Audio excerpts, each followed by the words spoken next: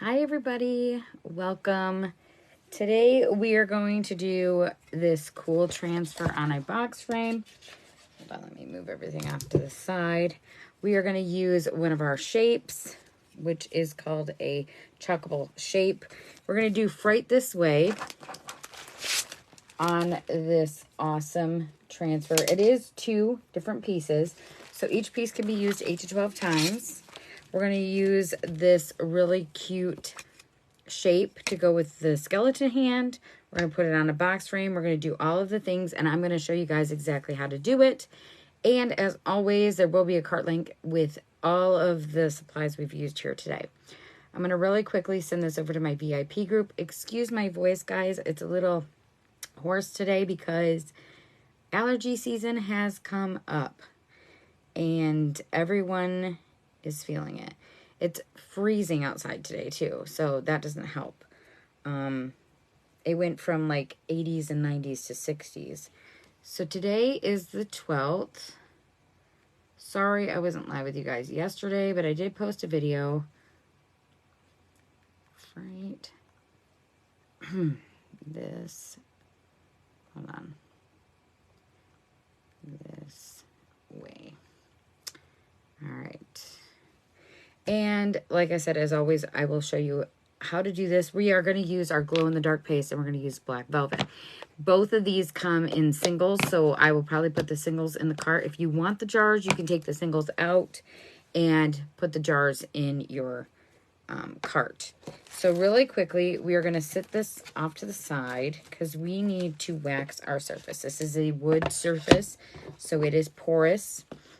Our wax is amazing. It smells like crayons. It's not really strong scented, so if you are somebody who is sensitive to smells, it's not really strong. I like to just kind of dab it around like this, and then I rub it in. You always want to go with the grain of the wood. It's always a great idea. And if you feel like it's not spreading very well, you can always heat it up. That is a way that you can do it. You can use a quick dry tool or a hair dryer to heat it up. A little bit got on the edge here, so I'm just going to use that to spread it around. And I'm going to let that sit and just kind of absorb into the wood. Obviously, you know, this is getting low, but I have another one right here, and this is what it looks like when it's brand new. Just like that. So you get a lot of uses out of that paste jar, or wax jar, I'm sorry. The paste jars as well. Okay, let's set this off to the side. Let's get ready to fuzz our transfer. Now, you are going to want to keep your packaging in your backer shape because these are reusable 8 to 12 times. And this one is not a different color, but you will want to write something on the back or put something on the back so you know that that is the back of the backer sheet. Also on the back, it tells you all your care instructions, how to use it, how to prep it, how to fuzz it, how to do everything. So it's always a good idea to keep your packaging. Now, it will tell you the same thing on every one of our transfer stencils, but what's great about keeping this is it tells you also the name of the transfer. So if it's something that you are like, well, I wanted to know the name of that transfer, it definitely has that on the back. So we're going to cut this apart using our transfer trimmers. These are special scissors. They have a non-stick coating. So they are made for these transfer stencils. I'm having to get used to calling them transfer stencils because we've always called them transfers, but they are a stencil. They are a reusable stencil. And I always write on the back of mine, I've always done this. I've done this since I started. So, the name of the transfer. And I always do top and a dash mark. And the reason I do that is so I know how it goes back on its backer sheet and how many uses I've gotten out of it. So we're going to pull this off. Don't be intimidated by our bigger transfers. They are amazing. They work just as well as the smaller ones. Don't be intimidated. I was scared at first. I'm not going to lie. I was like, oh, this is going to be so hard. How am I going to do this? But once you get the technique down, It is really easy. If you're like, where do I start with a project? I always recommend, if you're not going to start with like this project that we're doing today, and you're just kind of like, I want to get my hands dirty, but I'm not sure where to start. Our Try Me kits are amazing. It's under our kits, just an FYI. So you can see this is just a little bit bigger than our towel, but we're just going to move it around and chalk it, or fuzz it, I mean, and then we'll chalk it. So now I'm going to leave this sitting sticky side up because we need to buff out the wax. So I always use the side that has the tag to buff it. Just is easier for me, so I know I'm not putting wax back down on it after I'm trying to buff it. Let me move you guys down so you guys can see better what I'm doing. Okay, so kind of pulling this out so you guys can see it a little bit better. We are going to do all of this in black velvet, and then we're going to go over top of the skeleton hand on our chalkable shape, which will fit right there, with glow in the dark as well. So here's the thing. I am actually going to chalk this with the black velvet. We are going to use command strips. You can use glue. You can use little foam, sticky foam pieces if you want to elevate it a little bit. Or you can glue it down like directly, however you want to do it. But we're doing that so we can take it off if we want to. So I want this still here just in case I decide, okay, I don't want this on here. Maybe I want to make another sign and hang it at the bottom. Different ways that you can do things. So just think about that when you're doing it. So we're going to really quickly, I did mix this up. You're going to start just off that silk screen and pull it through, working toward you because that's the easiest way to work the paste. Normally, if I wasn't going to take this off, I would not actually chalk the skeleton hand. I would chalk it directly on the actual surface that we're going to use this shape. But this is also nice because it tells me this is where it needs to go, so it will look correctly, or it just fits better that way. And who knows, I might pull it off there and think, oh, I like it that way. You can always change your mind. You can always mix it up. Make it unique to you. I always recommend everyone makes projects unique to them or whomever they're making it for. You always want to make sure that you are putting your own personal touches on it. And just because these are the colors I've used today, doesn't mean these are the colors you have to use. You can always add to or take from that cart link. I'm going to close that up. Now with our box frame, sometimes our transfers kind of stick a little bit in the corners, so you can always use something like the detail tool or your fingernails and pull it up. So we're going to definitely make sure that this is dry before we put, I actually like it better without that skeleton hand. I think it's really cool. So I'm going to kind of go and see here. I might use that skeleton hand for a different one. Maybe make it on a different surface or use it as a magnet, like on our Aiden frame or our London frame. Hang it with hooks. There's so many different things you can do. And you can actually puncture holes in this with our hole punch. It'll go right through that. So that's super awesome as well. Just kind of keep that kind of stuff in mind.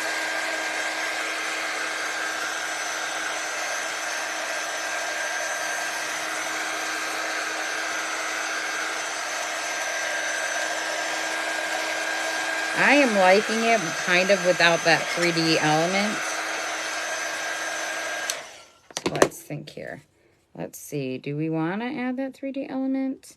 It doesn't really stand out so well on this white, so I'm thinking we will use that for another time. But we're still going to go over top of that with glow in the dark. So I'm going to line this back up. We're going to line this back up. We're going to go over the whole thing with glow in the dark. How about that? So you're going to want to push down right where you're going to chalk. And yes, you're going to get chalk on your fingers. But Using a baby wipe that's 99% water, you can completely clean that off your fingers. So it's non-toxic, and it's really easy to clean. So we're going to take our glow-in-the-dark paste. Let's activate it so it's a little bit easier to see. I'm going to stick it under my studio light here, and you guys can see that activation. You're going to put it on pretty thick, okay? You got to put it on thick or it's not going to glow. I learned that last year because I was putting it on really thin, and then I'm like, why isn't it glowing? And then I realized, oh, that's because it needs to go on thick. And that's fine. It can go on thick. And you're just going to go over top, just pushing it all through, covering all of that. And you can see that it's thick on there. You can see it. I know I got a little bit of black in this glow in the dark, and I'll pull it out in just a minute. But I'm just making sure that she is covered, or he, whichever, right? And I'm going to let that all kind of sit on there for just a second. You can see I've got a little bit of black on there. So what I'm going to do is I'm going to pull some of this black out of the glow in the dark because I don't want that there, obviously. If I ever decide to use that with a different color. So we're going to close that up. We're going to pull this back off. And we are going to, I'll grab my Watts of Love Light and activate this so you guys can see it. You obviously can see that there is glow in the dark there. We're going to dry this. Now, once it dries, the glow in the dark is going to be pretty much see-through. It's not going to be really bright. It will give it a little bit of a different color to it. But you'll get to see the black quite a bit. I set my Watts of Love Light over behind me, so we might not use that one. We might use our studio light. Only because the Watts of Love Light is actually charging right now in the sun. So.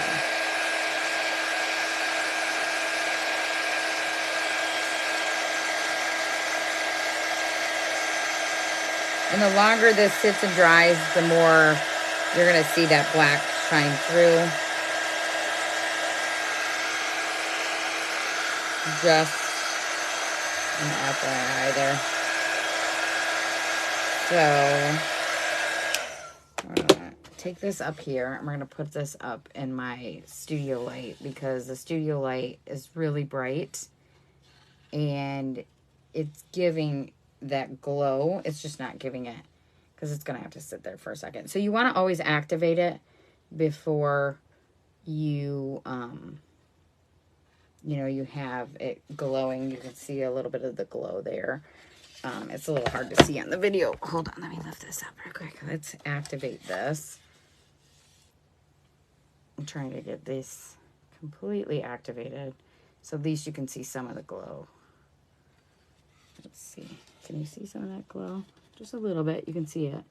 But that's super cool, and I love this sign. And we changed our mind while we were chalking, and you can do that. That's the great thing about chalk. Now, if I decided, okay, I don't want this on the sign anymore, and since it's wood, it's not a one and done. You can sand it down, repaint it, redo it, okay? So don't think because it's wood you can't do it again. You absolutely can. But there is another side.